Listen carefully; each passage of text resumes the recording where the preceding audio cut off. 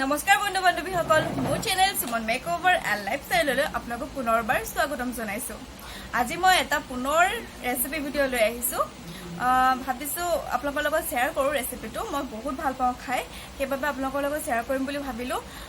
ৰেচিপিটো হৈছে বেঙেনাৰ লগত শুকান মাছ।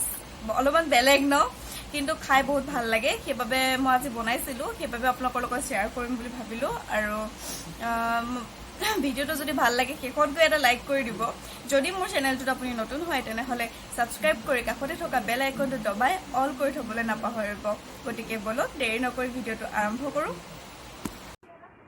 শুকান মাছ আৰু বেঙেনা বনাবৰ বাবে মই প্ৰথমে শুকান মাছখিনি লৈ লৈছোঁ আৰু ইয়াত অলপমান গৰম পানী ঢালি এইখিনি ভালকৈ কোমলাই ল'ম, যাতে ইয়াত থকা বালিখিনিও ওলাই যায়। অলপমান বালি থাকে শুকান মাছবোৰত, বালিবোৰো ওলাই যায় আৰু মাছটো অলপমান সিজা নিচিনা হৈ যায়। আৰু গৰম পানী দি শুকান মাছ ধুই লোৱাটো খুবেই প্ৰয়োজন। সকলোৱে বনালে শুকান মাছ প্ৰথমে গৰম পানী দি ধুই ল'ব, যিসকলে নুধুৱে এতিয়ালৈকে, আৰু ধোৱাসকলেতো ধুৱেই। আৰু মই এতিয়া মছলাত লৈছোঁ, পিছা মছলা গোটেইখিনি ইউজ কৰিম যেতিয়া। মই ইয়াত লৈছোঁ নহৰু লৈছোঁ, আদা লৈছোঁ, অলপমান জিৰা লৈছোঁ, জালুক লৈছোঁ আৰু শুকান জলকীয়া লৈছোঁ। এই সকলোবোৰ মই পিচি ল'ম। এতিয়া এখন কেৰাহী পাতি দিছোঁ। কেৰাহীটো গৰম হোৱালৈকে মই চাই আছোঁ। এতিয়া অলপমান গৰম হৈছে, এতিয়া তেল দি দিলোঁ। তেল দেখিছে মই বেছি দিয়া নাই, মই বেছি অইল ইউজ নকৰোঁ বনাওঁতে, তথাপিতো এতিয়া অকণমান বেছিয়ে হৈছে। আপোনালোকে বেছিকৈ দি যোনবিলাকে ভাল পায় দিব পাৰে, আৰু কমকৈ ভাল পোৱাবিলাকেতো কমাই দিব। আৰু তেলটো গৰম হৈছে।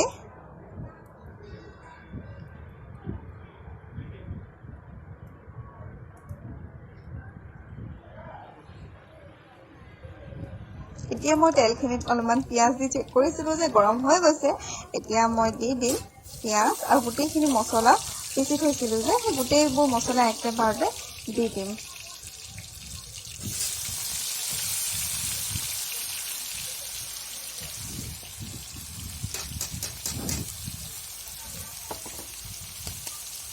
এতিয়া সকলোবোৰ ভালকৈ ভাজিম, যেতিয়ালৈকে এইবোৰৰ কেঁচা গোন্ধটো আঁতৰি নাযায় তেতিয়ালৈকে মই ভাজিম।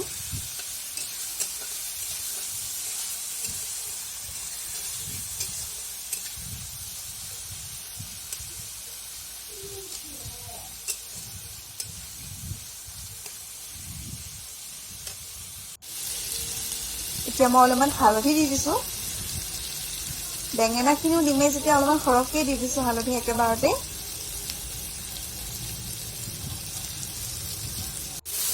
এতিয়া এইখিনি ভালকৈ ভাজা হৈ গৈছে, কিন্তু পিঁয়াজটো এতিয়াও ভালকৈ ভাজা হোৱা নাই।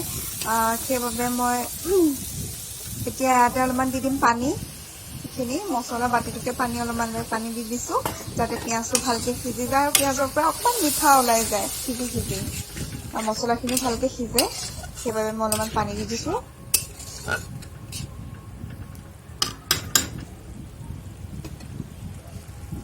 আৰু এতিয়া মছলাখিনি এনেকুৱা এটা পৰ্যায়লৈকে সিজাব লাগিব, যেতিয়ালৈকে মছলাখিনিৰ পৰা তেলবিলাক আঁতৰি নাযায়।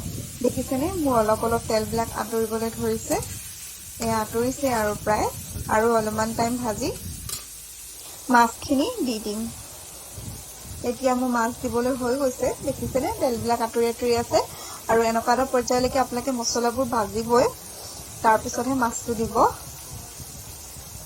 মাছটো আচলতে মছলাত ভাজি ল'লে খাবলৈ সোৱাদ হয়, আৰু মছলাৰো এটা গোন্ধ আহে।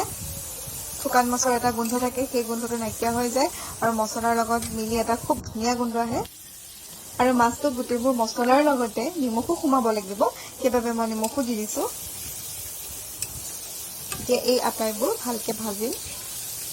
মাছটো ভালকৈ ফ্ৰাই হ'ব লাগিব মছলাখিনিৰ লগত। মাছটো ফ্ৰাই কৰোঁতে ধ্যান ৰাখিব যে কেতিয়াও ভালকৈ ফ্ৰাই নকৰাকৈ তৰকাৰীটো নবনাব।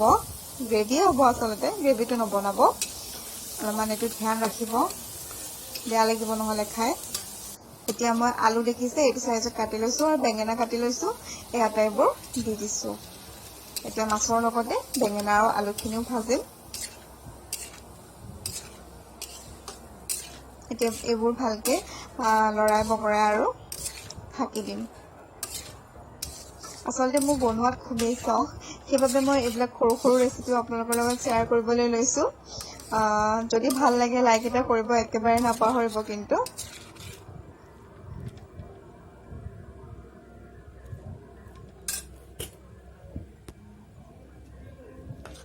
এনেকে চাগে প্ৰায় মানুহে বনাই খায়েই তথাপিতো মই বনালো খাইও ভাল পাওঁ সেইবাবে শ্বেয়াৰ কৰিলো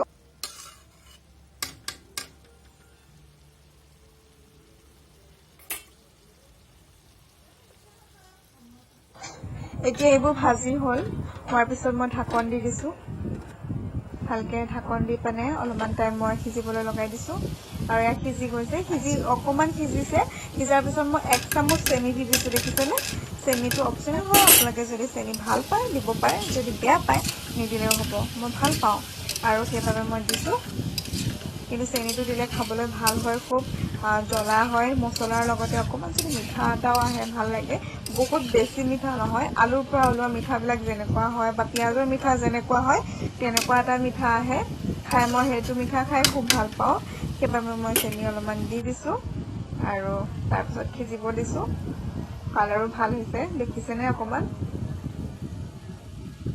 একো মই ৰেড চিলি দিয়া নাই ৰেড চিলি পাউডাৰ একো দিয়া নাই তেনেকে ইমান ভাল কালাৰ এটা আহিছে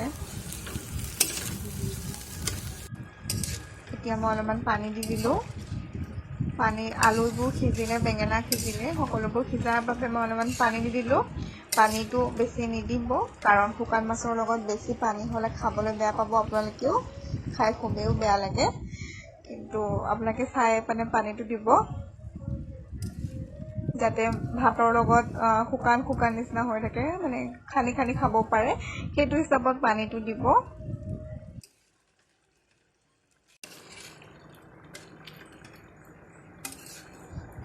এতিয়া ভালকে উতলিবলৈ দিম লাহে লাহে উতল আহিছে দেখিছে ভালকে উতলিবলৈ দিম উতলাৰ পিছত অলপমান পানীটো শুকুৱাই দিম শুকুৱাই দিয়াৰ পিছতে আমাৰ শুকান মাছ আৰু বেঙেনা হৈ যাব খাবলৈ খুব সোৱাদ হয় গৰম ভাতৰ লগত খানি খানি খোৱাৰ মজাই বেলেগ এয়া হৈ গৈছে দেখিছেনে এইটো এতিয়া আমি খাব পৰা হৈ গৈছে গতিকে আজিৰ ৰেচিপি ভিডিঅ'টো ইমানেই ভিডিঅ'টো ইমানখিনি চোৱাৰ বাবে ধন্যবাদ